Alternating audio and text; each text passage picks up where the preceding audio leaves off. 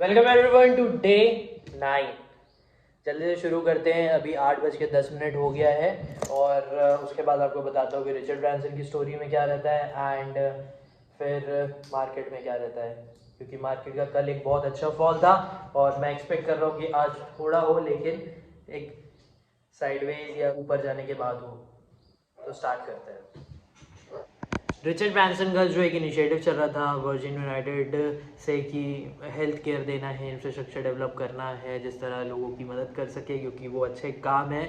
उसके साथ साथ उनका एक स्पेस प्रोग्राम भी चल रहा था जो मैंने आपको बताया है, वर्जिन गैलेक्टिक नाम का। और वो स्टीवन हॉकिंस के साथ काम कर रहे थे, मतलब कि ऐसा था कि पूछना वूछना चल रहा था। और स्टीवन हॉकिंस भी बोलते थे कि जो स्पेस है वो काफ़ी ज़्यादा अच्छा है और जाना चाहिए। एक इंटरव्यू होता है हॉकिंस का, उसमें वो बोलते हैं कि मुझे स्पेस में जाना है और मैं चाहता हूँ कि जो रिचर्ड ब्रांसन की कंपनी है वो मुझे लेकर जाए करके। उसके बाद फिर सब चीज़ टेस्ट होते हैं और अभी आगे बताया नहीं है कि वो जाते हैं कि नहीं, बट हाँ स्पेस जो है वो बहुत ज़्यादा इंपॉर्टेंट रहता है। उसके अलावा ये रहता है कि रिचर्ड ब्रांसन सोचते हैं कि मैं ना एक वो, मैंने पहले भी वीडियो में बोला है कि एक दुनिया में जैसे कि एक घर में बड़े बुजुर्ग रहते हैं ना, जो गाइड करते हैं या फिर रहता है जो छत्र छाया में रहते हैं बच्चे, तो वैसे ही वर्ल्ड में भी होना चाहिए। जिस तरह एल्डर लोग जो है वो लोगों को समझा सके, जो बड़े लोग हैं उनको, क्योंकि बहुत सारी चीज़ें होती हैं दुनियादारी में। तो वैसे ही वो सोचते हैं, नेल्सन मंडेला को बोलते हैं, और भी बहुत सारे लोग रहते हैं। तो ये बहुत ज़्यादा इंपॉर्टेंट है। वो बोलते हैं कि एक ग्रुप होना चाहिए जो लोगों को बता सके, बातचीत कर सके, गाइड कर सके। जैसे कि कहीं पे बातचीत करना है तो कर सके जाकर।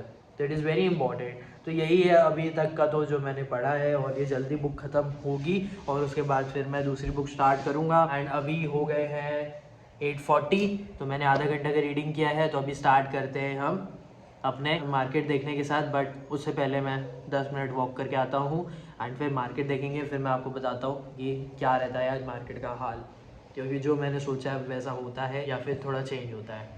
अभी 10 बज चुके हैं। मार्केट एक अच्छा गैप ओपन किया, FT अप्रॉक्स 0.65% अप ओपन किया है अप्रॉक्स यहाँ पे। उसके बाद ट्राई किया ऊपर जाने का, बट एक रिजेक्शन के बाद नीचे आया है। अभी ट्राई कर रहा है वापस ऊपर जाने का। मेरा एक ट्रेड हुआ है और ये है ऑप्शन का चार्ट। जैसे मैं आपको बता रहा था कि मेरा एक ट्रेड हुआ है, हाँ हुआ है, बट वो अच्छा ट्रेड नहीं था क्योंकि मैं बहुत जल्दी वापस आ गया।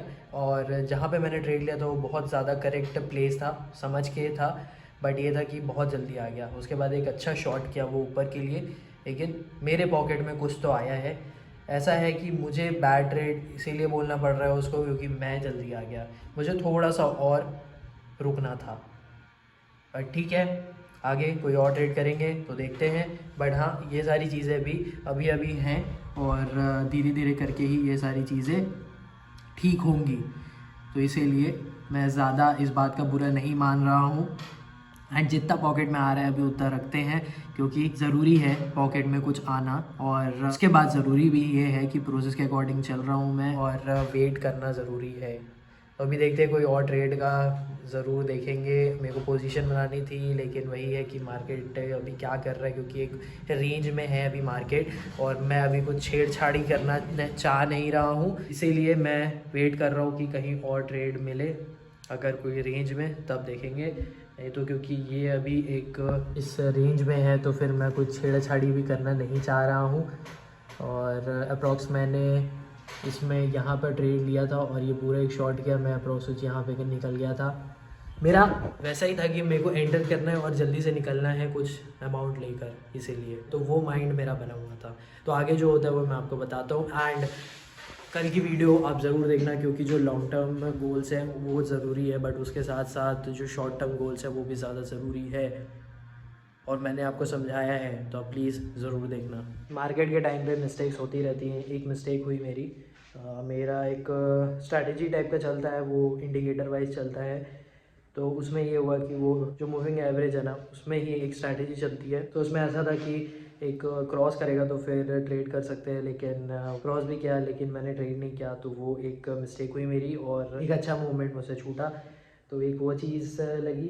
तो यार ये सारी मिस्टेक्स होती रहती है मार्केट में, और बस ये है कि इन सब को ध्यान में रखना पड़ेगा और आगे सारी चीज़ें धीरे धीरे करके ही ठीक होंगी। मुझे ऐसा लगता है, आपको क्या लगता है ज़रूर कमेंट करके बताना। अभी मैं नाश्ता करने जाऊँगा क्योंकि मुझे भूख लग रहा है और 10:30 से ज़्यादा हो चुका है अभी, तो इसीलिए। स्टिल ये जो डिसअपॉइंटमेंट है ना मेरी नहीं जा रही है, ये जो मिस्टेक में से बार बार हो रही है, जो मेरे चांसेस हैं मैं खुद अपने से छोड़ दे रहा हूँ, इतना गंदा लग रहा है ना मेरे को। आई डोंट नो क्या हो जाता है अब मेरे दिमाग को एक ट्रेड होने के बाद पे या दूसरे ट्रेड होने के बाद पे कि भाई नहीं लेना है, नहीं लेना है, ये वो चांसेस जा रहे हैं, छोड़ दे रहा हूँ सोचते सोचते। भाई इतने चांसेस में से मिस होते हैं ना, मतलब मेरे को इतना बुरा लगता है ना इस बात का कि यार ये क्या हो क्या रहा है मेरे साथ करके, कहाँ जा रहा है मेरा दिमाग, क्यों रुक जा रहा है करके। अभी भी एक चांस छूटा है और वो 10 पॉइंट का था यार। I would have made a good thing but इतना गंदा लग रहा है ना मेरे को। पहले ही लॉस होता है यार, मूड इतना ख़राब नहीं होता जितना मेरे को अपॉर्चुनिटी मिस होने का लग रहा है। चलो मैं आपको एक मेंटालिटी के बारे में बताता हूँ, abundance mentality and scarcity mentality. इसमें ये होता है कि एक पर्सनालिटी जो रहती है, वो अबेंडेंस मेंटालिटी जो रहती है ना, वो ये सोचती है कि यार मेरे पास बहुत रिसोर्सेज हैं, दुनियादारी में बहुत रिसोर्सेज हैं, तो हम कुछ भी कर सकते हैं। बिलीव रखना पड़ता है और काम करते रहना पड़ता है। एंड जो स्केर्सिटी माइंडसेट होता है ना, वो ये होता है कि यार मेरे पास कोई रिसोर्स नहीं है, क्या करेंगे करके। अब स्केर्सिटी माइंडसेट आप ये भी बोल सकते हो कि जैसे लोग हैं, अब वो भी मेंटालिटी वाले ऐसे होते हैं कि मैं किसी के साथ शेयर नहीं करूँगा चीज़ों को, मुझे लगेगा कि यार ये बता दूंगा तो फिर प्रॉब्लम हो जाएगी, ये आगे बढ़ जाएगा। स्केर्सिटी बांटना नहीं है, सिर्फ अपने तक रखना है। और अबेंडेंस मेंटालिटी वही है कि शेयर करो चीज़ों को, जितना बांटोगे उतना बढ़ेगा करके। इट इज़ वेरी इम्पोर्टेंट कि आपको क्या रखना है, क्योंकि फ़ायदा अबेंडेंस में ज़्यादा है। जितना नॉलेज आप गेन करते रहोगे उतना बढ़ेगा, शेयर करते रहोगे बढ़ेगा। जब आप बिलीव रखोगे कि यार रिसोर्सेज हैं एंड काम करते रहते हैं तो बढ़ेगा। तो आप ज़रूर सोचना और कमेंट करके ज़रूर बताना। अभी तो मैं थोड़ा सा अपना माइंड को ठीक करता हूँ और कोई ट्रेड का देखता हूँ।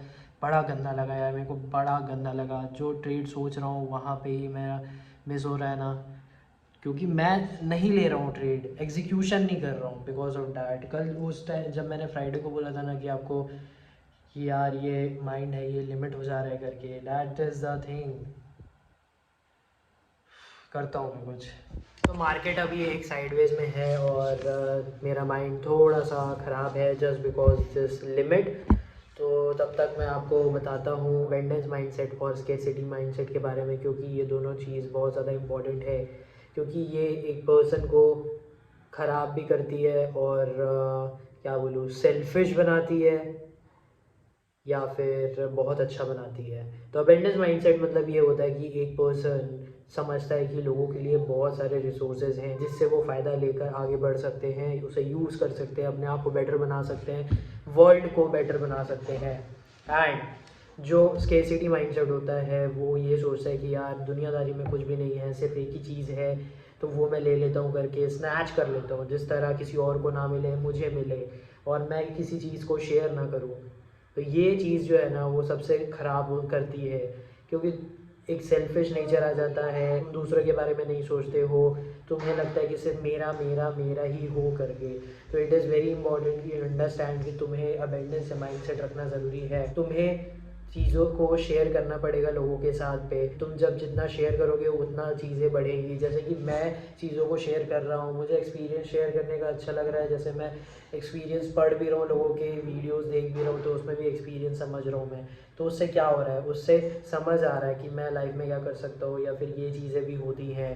तो वही चीज़ है अबेंडेंस माइंडसेट, मतलब कि तुम्हें चीज़ों को शेयर करना पड़ेगा। लोगों के लिए बहुत रिसोर्सेज है दुनिया में, बट ये है कि तुम्हें समझना पड़ेगा और उसे यूज़ करना पड़ेगा। अगर जो स्केर्सिटी माइंडसेट है उसे तुम रखोगे ना, तो सिर्फ ठीक है तुम्हारे लिए फ़ायदा करेगी, लेकिन तुम्हें सेल्फिश बनाएगी, तुम्हारा एक ईगो नेचर टाइप का हो जाएगा।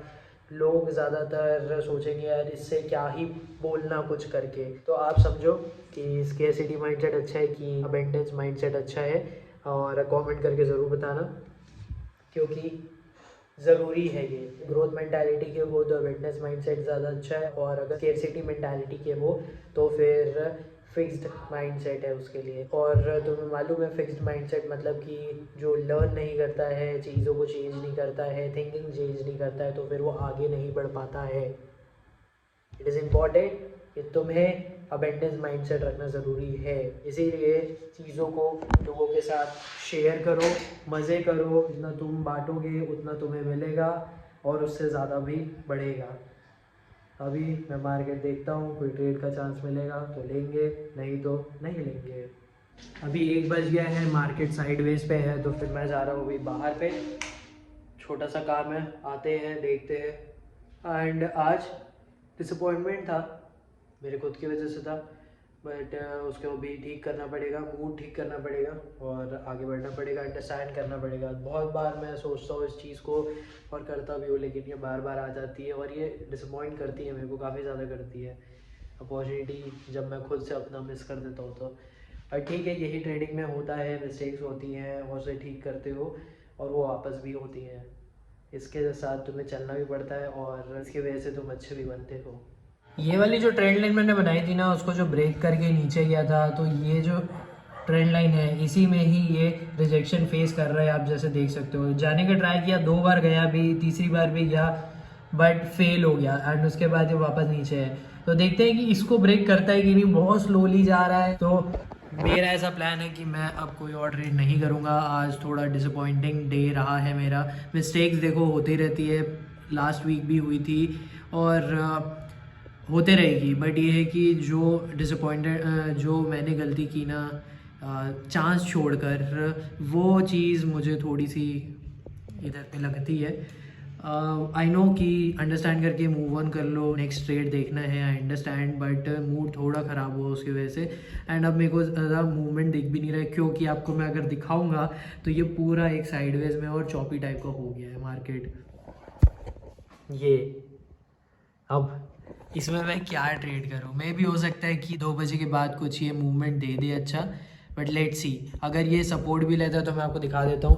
सपोर्ट कॉल साइड में ये यहाँ तक आ सकता है, पहले तो ये वाला सपोर्ट रहेगा, उसके बाद ये यहाँ तक आ सकता है और इसको ऊपर जाने के लिए ये ब्रेकआउट देके ये यहाँ तक आ सकता है। अब देखते हैं जो भी होता है, मुझे नहीं मालूम है क्या होगा, लेकिन मार्केट अभी साइडवेज को है एंड ट्राई कर रहा है ऊपर जाने का, बट ये नहीं जा पा रहा है। अगर जाना है तो कहीं भी जाना है तो ये एक शॉर्ट अप करेगा या तो फिर नीचे करेगा, तो मैं बाद में आपको दिखा दूंगा। और अभी के लिए तो मैं थोड़ा आराम करता हूँ। मैं भाई मैंने सही ही बोला था, मेरी किस्मत ही ख़राब है। मैं अभी फ़ोन में ही देख रहा था ऐप में ट्रेडिंग व्यू के कि क्या हुआ चार्ट का, और क्या फॉल किया, क्या प्यारा फॉल था भाई। मतलब इतना बेकार लग रहा था मेरे को देख के कि भाई अपॉर्चुनिटी मिस हुई है करके। तो यार क्या बोलूँ मैं इस चीज़ को कि जैसे ही मैं उठा हूँ और ये मूवमेंट उसके बाद ही आया है, एंड जब तक मैं था ना तब तक वो पूरा साइडवेज गया है। इस चीज़ का बहुत ज़्यादा बुरा लग गया, बट ठीक कुछ कर नहीं सकते इस बात पे। लेकिन वही है, जो चला गया वो चला गया। लेकिन यार शेट, ठीक है, देखता हूँ अभी कोई और अगर ट्रेड का बना तो ठीक है, नहीं बना तो भी ठीक है। मैं सिर्फ देखने आया हूँ कि क्या कितना गया है, अच्छे से देखूँगा, एनालाइज करूँगा। बहुत गंदा लगता है यार मेरे को ये अपॉर्चुनिटीज़ जब मेरी मिस होती है तो। 5:30 हो गए हैं, स्टार्ट कर रहा हूँ अपने वर्कआउट के साथ। आज शोल्डर का एक्सरसाइज है, ज़्यादा एक्सरसाइज नहीं करूँगा और वॉक उसके बाद करता हूँ और फिर आपको बताता हूँ कि मेंटालिटी आपकी अच्छी रहनी चाहिए, क्योंकि वो आपके ग्रोथ में भी अच्छा रहता है एंड आपको खुश रखता है। वर्कआउट ख़त्म हो चुका है, लाइट वर्कआउट किए और थोड़ा बहुत रनिंग कर सकते हैं धीरे धीरे तो वो करें, और वॉक अच्छा है, पसीना आया है, ठंडी भी थोड़ी कम हो चुकी है यार। एंड आज का दिन ना मेरे को थोड़ा डिसअपॉइंटिंग था, जस्ट बिकॉज ऑफ बहुत सारे चांसेस मेरे वजह से छूट गए। आई डोंट नो क्या लिमिट सेट हो जा रही है, क्या हो रहा है, मैं कोई और ट्रेड ही नहीं कर पा रहा हूँ। मे भी हो सकता है कि मैं करना नहीं चाह रहा, मेरा माइंड करना नहीं चाह रहा, हो सकता है। तो उसको यार मेरे को सही में हटाना पड़ेगा, क्योंकि ये चीज़ बहुत गंदी है, मेरे को बहुत ज़्यादा ही बेकार लगता है इस चीज़ से। क्योंकि जब अपॉर्चुनिटी छूटती है ना तो वो बहुत ज़्यादा दुखदायक चीज़ है मेरे लिए। और जो मैं आपको बता रहा था मेंटालिटी से रिलेटेड कि अबेंडेंस मेंटालिटी खुशियाँ देती हैं। देखो जब तुम शेयर करोगे ना चीज़ें, तब तुम्हें समझ में आएगा कितना अच्छा लगता है।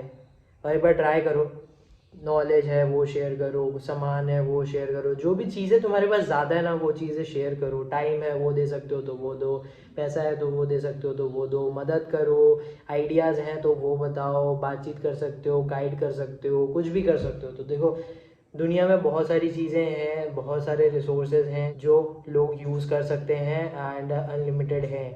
बट ये है कि तुम्हें उसको अच्छे से यूज़ करना पड़ेगा। चीज़ें लिमिटेड भी होती हैं, चीज़ें अनलिमिटेड भी होती है, बट डिपेंड करता है कि तुम उसे यूज़ कैसे करते हो। तो चीज़ें शेयर करो, अच्छा लगेगा। और जो स्केर्सिटी मेंटालिटी है ना वो थोड़ा दुख टाइप का लगता है, क्योंकि जब तुम एक जोन में रहोगे कि यार ये सिर्फ एक चीज़ है, ये मेरे पास ही रहेगी, उसके अलावा किसी के पास नहीं रहेगी, तो तुम्हारा ना एक एटीट्यूड बिल्ड हो जाता है, ईगो टाइप का हो जाता है। तो मुझे लगेगा कि यार मैं इसके साथ शेयर करूँगा तो फिर यार ये अच्छा नहीं होगा करके, और वो ना अनहैप्पीनेस भी देता है। और तुम अपने पे ही रहते हो, ज़्यादातर लोग भी तुमसे बात करना पसंद नहीं करेंगे। तो ये होता है। और मेरे हिसाब से तो भाई अबेंडेंस ही रखो, क्योंकि वही चीज़ अच्छी है। तुम उसको रखोगे, तुम खुश रहोगे, लोगों के साथ बातचीत करोगे ज़्यादा से ज़्यादा, जिस तरह लोगों को गाइड कर सको, ग्रोथ में हाथ बटा सको, डेवलपमेंट कर सको। ये बहुत अच्छी चीज़ है, क्योंकि अकेले कितना ही जियोगे, लोगों के साथ जियो, मज़े करो। और अपना भी जब कुछ अच्छा हो जाए तो दूसरों का भी अच्छा करो। बस यही मुझे समझाना था, नथिंग एल्स। अभी ऐसा है कि मैं इस वीडियो ख़त्म करूँगा, मेरे को जाना है बाहर, और इसीलिए तो अब मिलेंगे आपसे कल डे 10 को। एंड आई होप कि आपको वीडियो समझ में आया होगा, एंड जो ट्रेडिंग से रिलेटेड है वो भी समझ में आया होगा। तो ये सारी चीज़ें होती रहती हैं, और तुम इससे सीखते भी हो, और ये चीज़ें रिपीट भी होती हैं। तो अब मिलते हैं आपसे कल। एंड डिसअपॉइंटमेंट आज हुआ है, कल वापस से थोड़ा सा दिमाग ठिकाने पे आएगा और अच्छे से ट्रेड करेंगे। Thank you for watching.